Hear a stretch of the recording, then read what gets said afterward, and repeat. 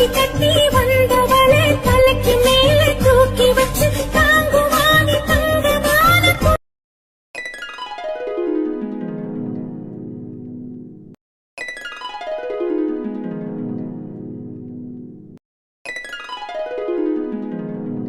வேற கிடக்கடி, ஊருப்பட்ட வேலை வீட்டுல. எங்கடி நெடுவாளிய காணா? பேசணும்னு சொன்னியா என்ன மாடனே? இப்பவே அந்த எருமை கிளம்பிருச்சுந்தாக்கா சொல்லுச்சு. இன்னும் வராம என்ன பண்ணுதுன்னு தெரியல. வணக்கம், வந்தனம், நமஸ்தே, நமஸ்கார். ஆடியத்தான் கோயில்ல உள்ள சாமியை கூட பாத்திரலாம் போல, தரிசனம் கிடைச்சிடும், உனக்கு கிடைக்க மாட்டேங்குது. அப்புறம் நெடுவாளி என்ன சாதாரண ஆளா அசால்ட்டா ஆசீர்வாதம் வாங்குறதுக்கு? எங்களுக்கெல்லாம் முன்னாடியே அட்வான்ஸ் புக்கிங் பண்ணணும்க்கா, இல்லைன்னா பார்க்க முடியாதாமா. முகரையில உனக்குத்தான் வீட்டுல வேலை வெட்டி இல்ல, எங்களுக்கு மாடி இல்ல, வேலை இருக்குல்ல, பட்டத்துன்னு வரமாட்டேன். ஆமா, நீங்க மட்டும்தான் குடும்ப குத்து வழக்குகள். நான் மட்டும் என்ன தெருவுலையா தெரியுறேன்? எனக்கும் குடும்பத்துக்கும் சம்மந்தம் இல்லாத மாதிரியே எப்ப பார்த்தாலும் பேச வேண்டியது. நானும் குடும்பத்து பொம்பளை தான், என்னைய நம்பி ஒரு குடும்பம் இருக்கு, ஒரு புள்ள புருஷன் எல்லாம் இருக்கு. என்னையும் குடும்ப லிஸ்ட்ல கொஞ்சமாவது சேருங்க. சேர்க்கிற மாதிரி நடந்துகிட்டா ஏண்டி சேர்க்க மாட்டோம். இப்ப வர சொல்லி எவ்வளவு நேரம் ஆச்சு? வீட்டுல என்ன வெட்டி முறிச்சு நீ? என்ன வெட்டி முறிச்சியாவா? காலையில இருந்து பார்த்த வேலையை லிஸ்ட் போட்டு எடுத்தனா இங்க இருந்து 7 தெருவுக்கு தள்ளி போகும் தெரியுமில. சூரியவம்சம் படத்துல வர்ற சொரத்துக்குமார் மாதிரி அத்தனை வேலையும் என்ற தலையில போட்டுட்டாரு முதலாளின்னு எங்க அத்தை கிழவி. காலையில இருந்து அத்தனை வேலையும் ஏன் தலையில போட்டு நான் தான் எல்லாத்தையும் பார்த்துக்கிட்டு இருக்கேன். வீடு வாசல் கழுவுறது, பாத்திரம் கழுவுறது, வீட்டை துடைக்கிறதுன்னு எம்பூட்டு வேலையை முடிச்சுட்டு வந்திருக்கேன் தெரியுமில. சரிடி ஆத்தா, நீ பார்த்த வேலையெல்லாம் நெசந்தே இருக்கட்டேன். அதுக்கு முன்னாடி நம்ம பார்க்க போற வேலையை பத்தி கொஞ்சம் பேசுவோமா? எங்க வந்தாலும் வேலைதானா? சரி, என்ன விஷயம்னு சொல்லுங்க. நீ தாண்டி சொல்லனே, நேத்து போய் பார்த்துட்டு வந்த ஹோட்டல் பிடிச்சிருந்துச்சா? ஓகே தான், பிடிச்சிருந்துச்சு. ஏதோ ரேஞ்சுக்கு இல்லைனாலும் ஓகேவா ஓரளவுக்கு இருந்துச்சு. ஆமா, அதுக்கு என்ன இப்ப அங்கேதான் அடுத்து ஆரம்பிக்க போறோமா? ஆமாடி, அட்வான்ஸ் கொடுத்துட்டோம்னா உடனே பாலை காய்ச்சிடலான்னு ஓனர் சொல்லியிருக்காரு. 50,000 அட்வான்ஸும் 10,000 வாடகையும் சொல்லியிருக்காங்க. உங்களுக்குலாம் சம்மதமானு கேட்கத்தே வந்தேன். நல்லது வரும்போது எதுக்குக்கா தள்ளி போட்டுக்கிட்டு அட்வான்ஸ் கொடுத்துட வேண்டியதானே? கொடுத்துட வேண்டியதானேனா அன்னைக்கிலிக்கா மட்டுமா கொடுக்கும்? நம்ம எல்லாரும் சேர்ந்து தாண்டி கொடுக்கணும். உனக்கு ஓகேவா? அதை முதல்ல சொல்லு. எனக்கு எதா இருந்தாலும் ஓகேப்பா, நானா வந்து வேலை பார்க்க போறேன். இல்லக்கா, நீ அட்டாக்ல போய் சேர்ந்துடாத. நானா வந்து அடுப்புல நின்று சமைக்க போறேன். என்னைய எடுபடி வேலைக்கும் ஏவுற வேலைக்கும் தானே வச்சிருப்பியே. அதுக்கு எந்த கடையா இருந்தா எனக்கு என்ன, எல்லாமே எனக்கு ஓகேங்கிறது மாதிரி தான் சொன்னேன். மாடனே, நம்ம பார்த்த கடை தானடி, எனக்கு பிடிச்சிருந்துச்சு. உனக்கு ஓகேவா? எனக்கெல்லாம் டபுள் ஓகே அன்னைக்கிலிக்கா. எனக்கும் வனசாவுக்கும் பிடிச்சிருக்குடி, உங்களுக்கும் பிடிச்சிருக்குன்னு சொல்றிய. 60,000 அட்வான்ஸும் 20,000 வாடகையும் கேட்டாங்க. 20,000 கொடுக்க முடியாது, 10,000 தான் இப்ப கொடுப்போம். கடை ஓட்டம் இருந்துச்சுன்னா மேற்கொண்டு 10,000 தாரம்னு ஐயா பேசியிருக்காரு. எல்லாருக்கும் 10,000 வாடகை சம்மதம் தானே? எல்லாரும் முதல்ல வாரிய தானே? என்னக்கா இப்படி கேக்குற? எல்லாரும் வராம இப்ப எங்க போறோம்? இல்ல வனசா, தள்ளு வண்டியில ஒரு இட்லி சட்டியை வச்சுக்கிட்டு இட்லியை ஊற்றி சாம்பாரை வைக்கிறது ஒரு வேலை இல்லை. ஆனா அது வீட்டில் செஞ்சது மாதிரி செஞ்சுட்டு போயிடலாம். ஹோட்டலுங்கிறப்ப 4 மனுஷ மக்கா வருவாங்க, அதுக்கு பருமாறணும், இலை போடணும், இலை எடுக்கணும், எல்லா வேலையும் இருக்குல்ல. அதனால உங்களுக்கெல்லாம் சம்மதமானு கேட்டுக்கிறேன். இதெல்லாம் உனக்கே ஓவரா தெரியலையா அன்னைக்கிலிக்கா? அப்ப தள்ளு வண்டியில மட்டும் இலை போடலை, இலை எடுக்கல, அதெல்லாம் பார்க்கலையா? அதே மாதிரி தானே ஹோட்டலும். இதுல 10 பேர் வந்தாங்கன்னா அதுல 40 பேர் வருவாங்க. சமாளிச்சுக்கிறலாம் விடு. ஆரம்பத்துல நம்ம மட்டும் போவோம், அதுக்கப்புறம் நல்ல கூட்டம் குடிச்சுன்னா ஆள் போட்டுக்குருவோம். சரிடி நடுவாளி, நானும் அப்படித்தான் நினைச்சுக்கிட்டு இருக்கேன். நம்ம 4 பேர் மட்டும் பார்க்க முடியாது தியா. சரிக்கா, இப்ப முதல்ல அட்வான்ஸ் கொடுக்கணும். அதுக்கு ஆளுக்கு எம்பிட்டு காசு வரும்னு கணக்கு பண்ணுங்க. மாடனே, நீதான் சொல்லணும். 50,000னா ஆளுக்கு எம்பிட்டு வரும் அட்வான்ஸு? ஆளுக்கு 10,000னா 40,000, மிச்ச 10,000த்துல 2,500 2,200 வச்சு ஆளுக்கு 12,500 ரூபாய் போட்டா 50,000 ரூபாய் அட்வான்ஸ் கொடுத்துடலாம்க்கா. மனசா, கையில காசு வச்சிருக்கியா? இருக்குக்கா. தங்கச்சி வீட்டு செலவுக்கு ஒரு 25,000 ரூபாய் காசு கொடுத்துட்டு போனா. அதுல 5,000 செலவழிச்சிட்டு 20,000 வச்சிருக்கேன். அதுல 12,500 தாரேன், ஒன்றும் பிரச்சனை இல்லை. சரிம்மா, அப்ப எல்லாரும் டவுசர் ஏட்டத்தான் கொண்டு வந்து காசை கொடுத்துருங்க. அவரே போய் அட்வான்ஸ் பணத்தை கொடுத்துட்டு வந்துடட்டேன். நம்ம சாயங்காலத்துக்கு போய் பாலை காய்ச்சிக்கிடுவோம். என்னக்கா உடனே பாலை காய்ச்சிடலான்னு சொல்ற? கடைக்கு பேர் வைக்கிறது, அப்புறம் விழா வைக்கிறது, இதெல்லாம் பண்ணலையா? அதான் இட்லி கடைக்கே பண்ணிட்டோம்லடி, இதுக்குமா பண்ணனே? அப்புறம் எடுத்தவங்க ஊத்தணும் எப்படிக்கா பண்ண முடியும்? அதுக்கெல்லாம் ஜாமா ஒன்றும் இல்லை, பாத்திரம் மண்டை வாங்கணும், லேட் ஆச்சு. அப்புறம் வண்டி ரெடி ஆகுறதுக்கும் டைம் ஆச்சு இல்லடி, அதனால லேட் பண்ணோம். இதுக்குத்தான் ஜாமான் சட்டி எல்லாமே கடையிலேயே இருக்கு. டேபிள் சேர்ல இருந்து கல்லா சேர் வரைக்கும் அத்தனையும் இருக்கு. அடுப்பு முதக்கண்டு வச்சிருக்காங்க. நம்ம போய் பாலை காய்ச்சிட்டோம்னா நாளைக்கே ஹோட்டலை திறந்து சமைக்க ஆரம்பிச்சிடலாம்.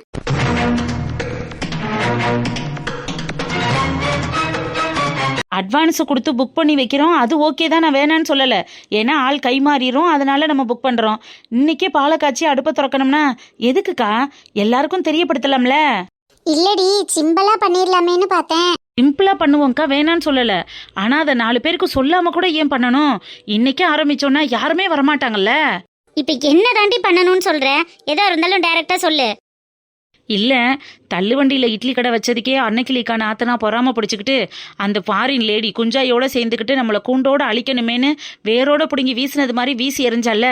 அன்னையிலேருந்து இன்ன வரைக்கும் நம்ம அறுத்து போட்ட கோழியாட்டமா அப்படியே தானே கிடக்கும். அதுலேருந்து நம்மளால மீண்டு வர முடியாதுன்னு அவளுகெல்லாம் துள்ளுருட்டு போய் திரியிறாளுக.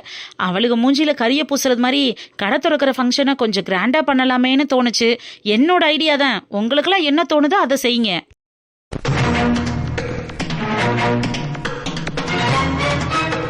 அன்னைக்கிளிக்கா, இது நமக்கு தோணவே இல்லைல்ல.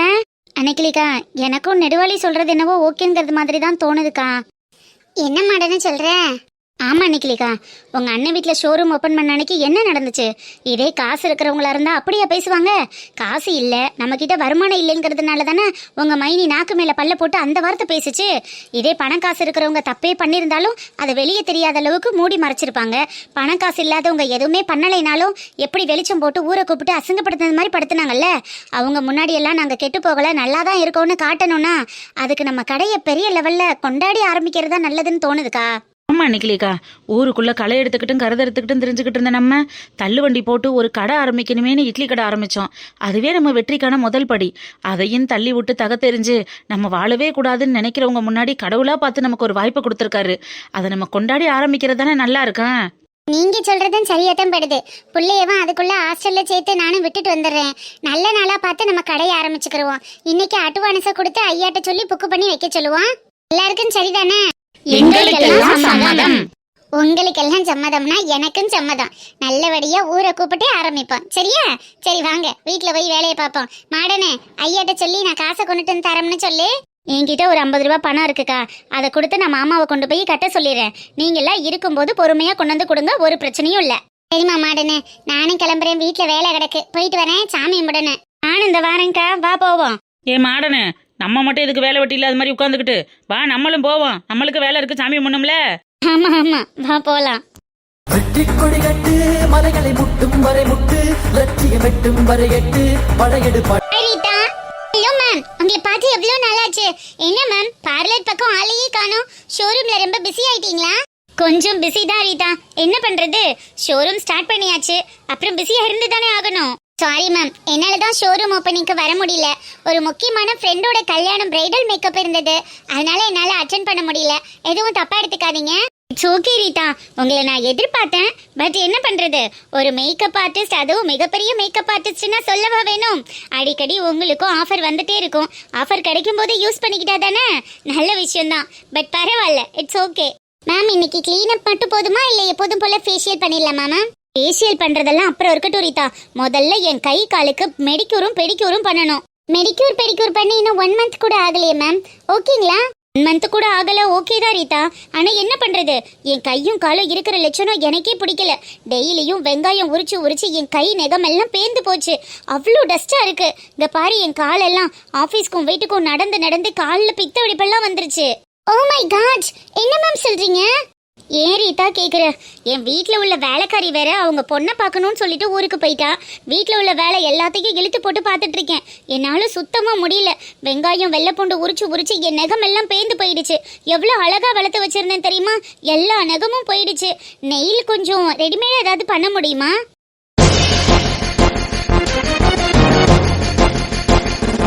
இட்ஸ் ஓகே மேம், நீங்க கவலையை விடுங்க. நெயில் எக்ஸ்டென்ஷன்ல இப்ப நிறைய வெரைட்டிஸ் வந்துருச்சு. உங்களுக்கு நீட்டா சூப்பரா பண்ணி விடுறேன் வாங்க. உங்களோட ரியல் நெயில் மாதிரி நீட்டா எலிகண்டா இருக்கும். Thank you so much Rita. இந்த நெயில் உடஞ்சதுல இருந்து எனக்கு நெயில் பாலிஷ் வச்சுக்க கூட பிடிக்கல. நான் எவ்வளவு அழகா நெயில் வளர்த்து வச்சிருந்தேன் தெரியுமா, எல்லாம் போச்சு. வீட்டுல வேலைக்காரவங்களை வச்சுக்கிட்டே நீங்க இவ்வளவு கஷ்டப்படுறீங்களா மேம்? வேலைக்காரி இருந்து என்ன பிரயோஜனம் ரீதா? ஓடி போய் அவ பொண்ணு வீட்டுல உட்காந்துக்கிறா. அவளெல்லாம் வச்சுக்கிட்டு என்ன பண்றதுன்னே தெரியல. பொண்ணு வீட்டுல போயினா ரொம்ப வயசானவங்களா மேம்? ஆமா ஆமா, வயசானவ தான். என்ன பண்றது, நமக்கு வச்ச அடிமை அவ மட்டும் தானே. கொஞ்சம் எங்க வச்சுக்கலாம்ல மேம்? வயசானவங்க வேலை பார்க்கறதே கஷ்டம். அப்படி இருக்கும்போது ஊருக்கு போயிட்டாங்கன்னா உங்களுக்கு தானே மேம் சிரமம். சம்பளம் இல்லாம அவ ஒருத்தி தானே எனக்கு வேலைக்காரியா கிடைச்சிருக்கா. மத்தவங்கள எங்க வச்சோம்னா அவங்களுக்கு மாசம் 10,000 சம்பளம் கொடுக்கணுமே.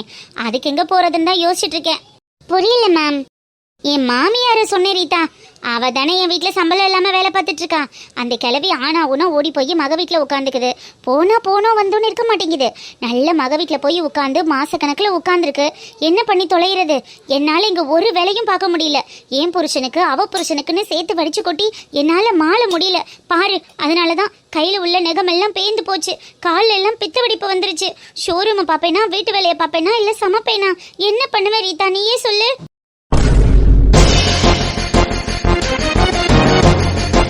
பாவி, இவ்வளவு நேரம் இந்த வயசான அம்மாவை தான் வேலைக்காரின்னு சொல்லி திட்டிட்டு இருந்தாளா? இப்போ உள்ள மருமகளுக்கெல்லாம் கொஞ்சம் கூட ஈவ இருக்குமே இருக்க மாட்டேங்குதே. ரீதா, நீங்க மெடிக்யூரை ஸ்டார்ட் பண்ணுங்க. ஏன் மேம், டேபிளுக்கு வாங்க.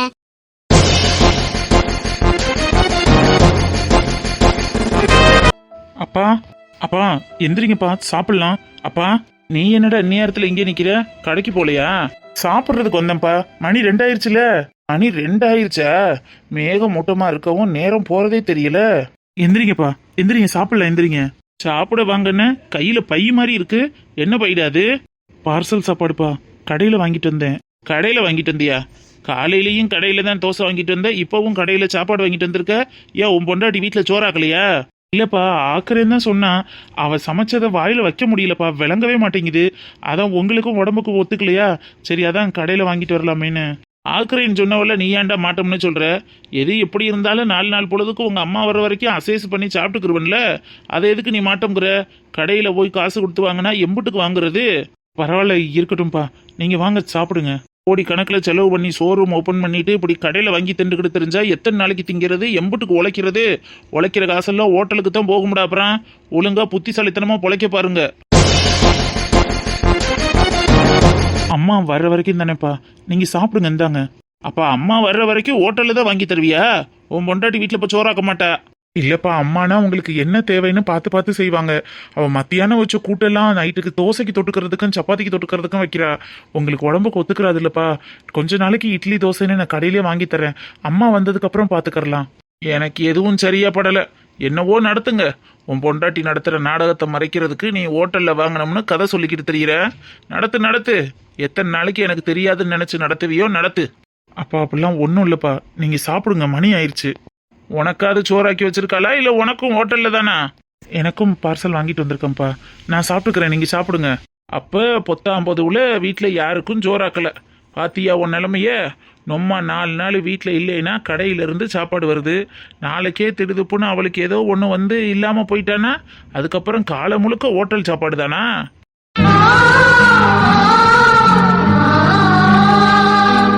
ஏன்பா அப்படி சொல்றீங்க? அம்மா அதெல்லாம் 100 வருஷத்துக்கு நல்லா இருப்பாங்க.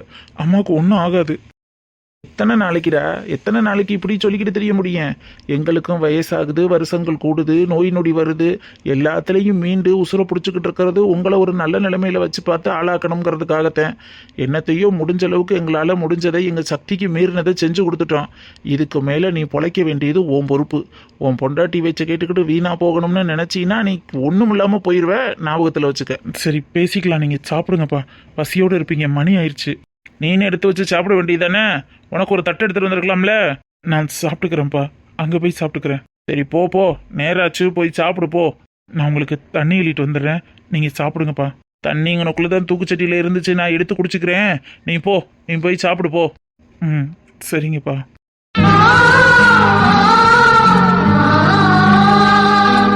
ஜெயி, அந்த ஹோட்டல் ஓனர் வீடு இதுதாண்டி.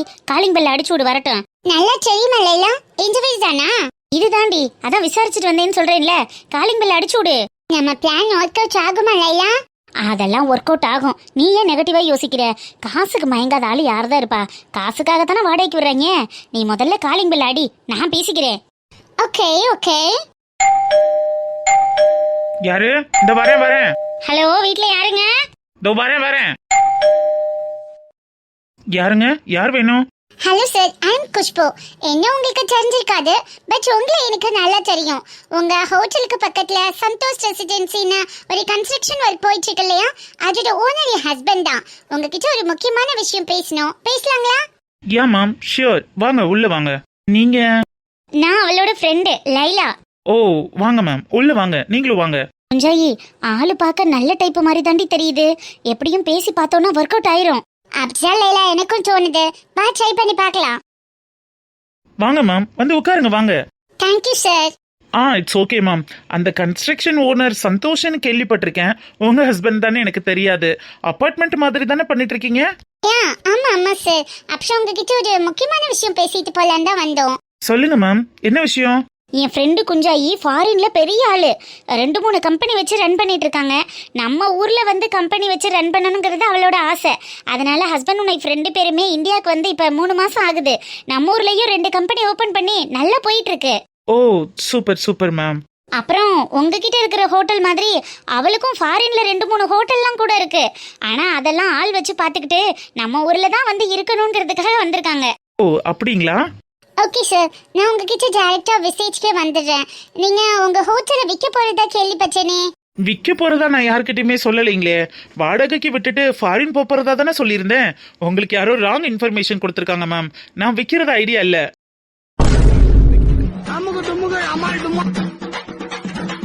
பொய் சொல்லாதீங்க சார். நீங்க விற்க போறதா கேள்விப்பட்டு எங்க ஊர் ஆளுங்கெல்லாம் கூட உங்க ஹோட்டல்ல விலை பேசுறதுக்கு வந்தாங்களே. நீங்க என்ன எங்க கிட்ட இப்படி சொல்றீங்க? உங்ககிட்ட போய் சொல்லி எனக்கு என்ன போகுது? என் ஹோட்டல்ல நான் விற்கிறத யார்கிட்டயும் இதுவரை சொன்னதே இல்லைங்களே. வாடகைக்கு விட போறேன்னு தான் சொல்லியிருக்கேன். வாடகைக்கா? குஞ்சாயி, ஒருவேளை அவளுக்கு வாடகைக்கு தான் வந்து பேசிட்டு போயிருப்பாளுகளோ? கேட்டு பார்க்கலாம். வாடகைனா எவ்வளோ சார் வாடகைக்கு விட போறீங்க? ஏன்னா நாங்களும் ஒரு ஹோட்டல் வைக்கிறது ஐடியால இருக்கோம். இப்போதைக்கு பில்டிங் எழுப்பி அதுக்கப்புறம் ரன் பண்றதே கஷ்டம். இருக்கிற ஹோட்டலை வாங்கலான்னு பார்த்தோம். உங்களோட ஹோட்டலை நாங்கள் வாடகைக்கு வாங்கிக்கலாமா?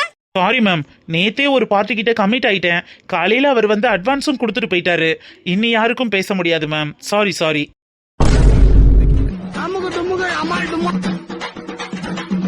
என்னங்க சொல்றீங்க? அதுக்குள்ள வாடகைக்கு விட்டுட்டீங்களா?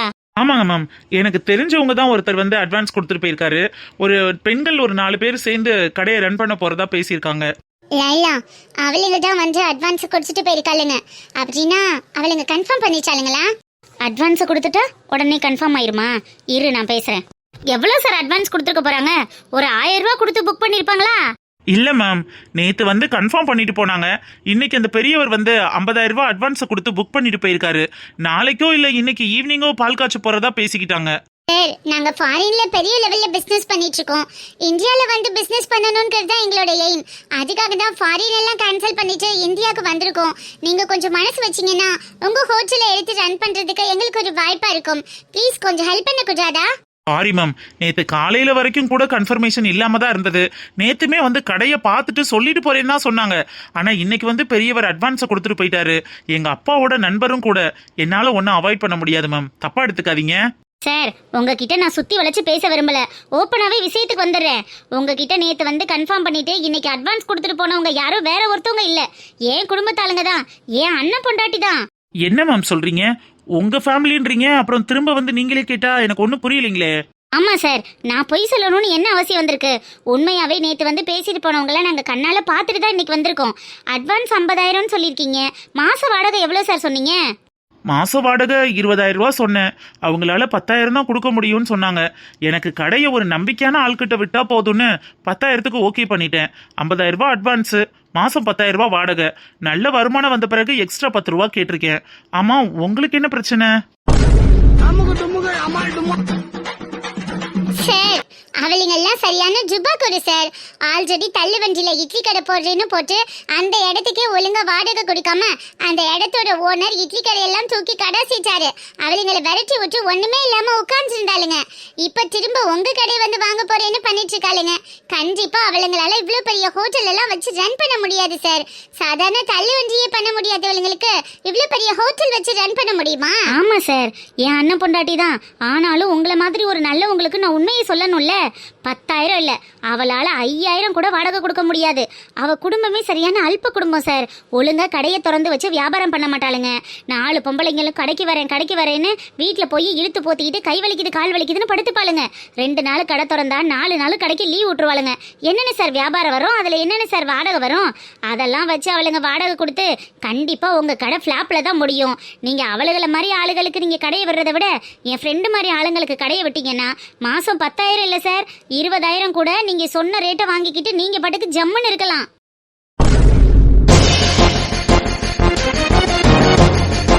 என்ன மேடம் சொல்றீங்க? ஆமா சார், அவளுங்கெல்லாம் பெருமைக்கு எருமை மேய்க்கிறவளுங்க. ஊரு பெருமைக்காக 4 பேரும் சேர்ந்து கடை வைக்கிறோம், நல்ல நிலைமைக்கு வரப்போறோன்னு இப்படிதான் தள்ளு வண்டியவும் ஆரம்பிச்சு வீணா போய் மூலையில உட்காந்துருக்காளுங்க. இப்போ உங்க கடையவும் ஆரம்பிச்சு அதுலயும் ஒண்ணும் இல்லாம ஆக்கி அந்த கடை பேரையே கெடுக்க போறாளுங்க சார்.